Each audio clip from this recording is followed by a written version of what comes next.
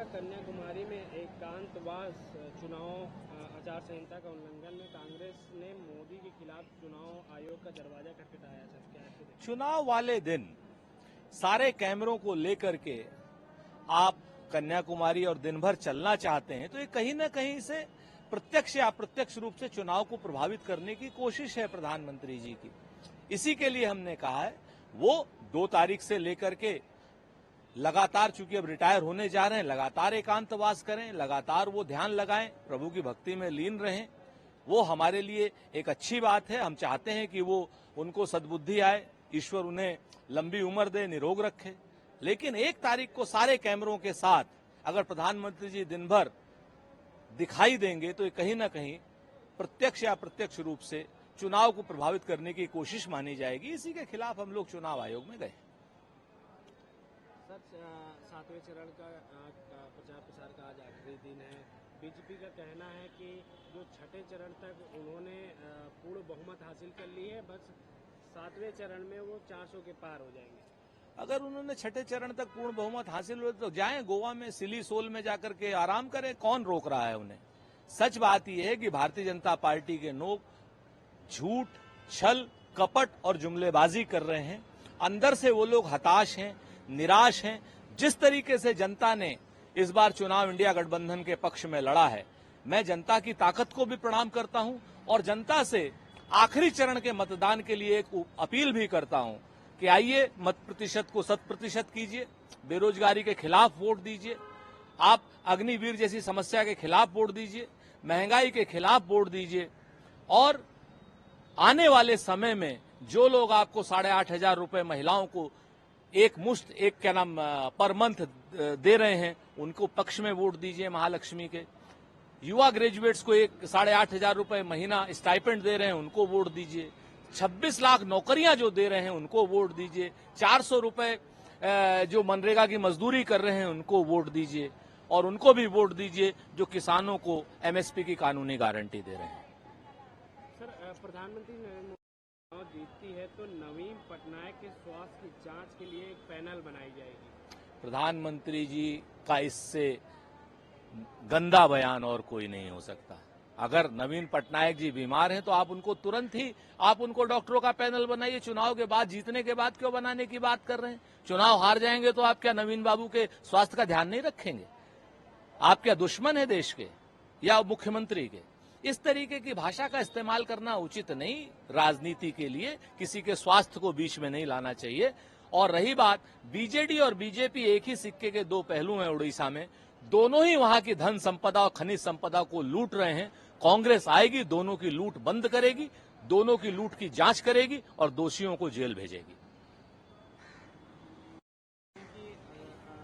कांग्रेस सत्ता में आएगी तो अग्निवीर योजना को फाड़कर कूड़ेदान में फेंक दिया जाएगा। निश्चित तौर पर अग्निवीर योजना सेना को ठेके पे देने की प्रथा है। अग्निवीर योजना से सेना को लाभ नहीं है, देश को लाभ नहीं है। देश के कुछ क्रॉनी कैपिटलिस्टों के ट्रेंड गार्ड बनाने की एक योजना है, ऐसा हमारा आरोप है।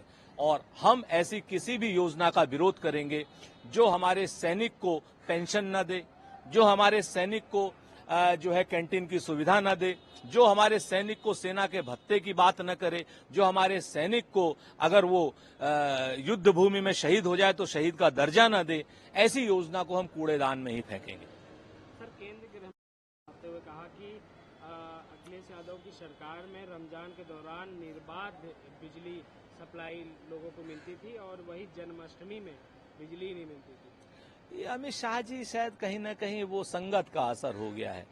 हमारे यहाँ पर उत्तर प्रदेश में इंडिया गठबंधन की सरकारों में जन्माष्टमी पे भी और बाकी त्योहारों पर भी बिजलियां जैसी मिलती थी वैसी ही मिलती हैं। हाँ, आपके दिमाग में जरूर फर्क आ गया है अमित शाह जी, क्योंकि चुनाव की हार का डर और प्रचंड गर्मी आपके दिमाग पर चढ़ गई है। 4 तारीख को ये सारी की सारी गर्मी भी उतर जाएगी और इस तरीके की भाषा पर भी आपका नियंत्रण हो जाएगा, ऐसा हमारा मानना है। चुनाव के लिए हिंदू मुसलमान करना बंद कीजिए। हमारी आपसे विनम्र अपील है, चुनाव आते रहेंगे, चुनाव जाते रहेंगे, लेकिन इस देश की एकता और अखंडता पर जो लोग भी इस तरीके का कुठाराघात करेंगे, जनता उनको सबक सिखाएगी। सर पश्चिम बंगाल, हरियाणा और उत्तराखंड में सीए के तहत नागरिकता नागरिकता देने की प्रक्रिया शुरू कर दी गई। भारतीय जनता पार्टी जिस तरीके से हिंदू मुसलमान कर रही है, सारी चीजें कर रही है, उसी का ये एक वो लोग राजनीतिकरण करने की बात कर रहे हैं।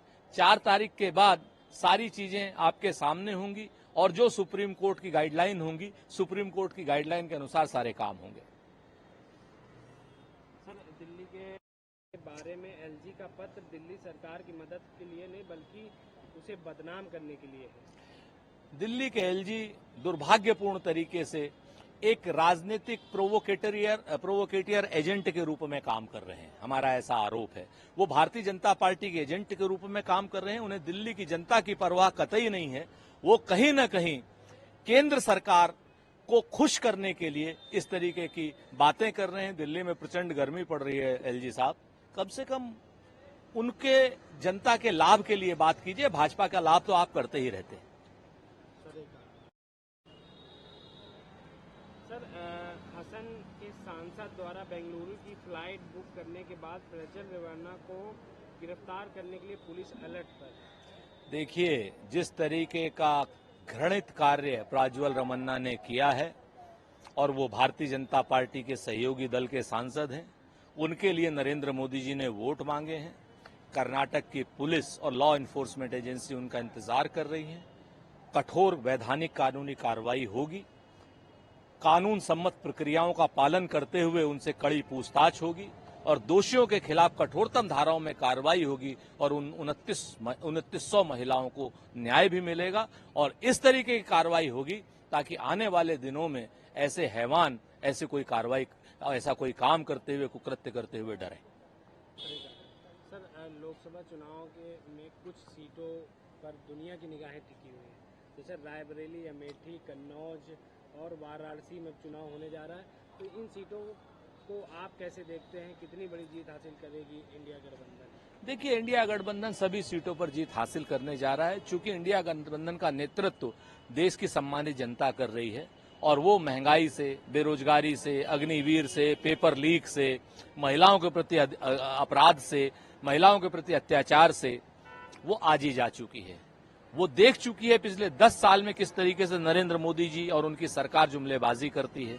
वो देख चुकी है कि 2 करोड़ रोजगार उनको प्रतिवर्ष नहीं मिले। वो देख चुकी है कि 15 लाख रुपए उनको नहीं मिले। वो देख चुकी है कि खराब जीएसटी की वजह से मध्यम व्यापारी किस तरीके से बर्बाद हो गया। तो इन सारी चीजों को देखते हुए इंडिया गठबंधन की जीत सुनिश्चित है।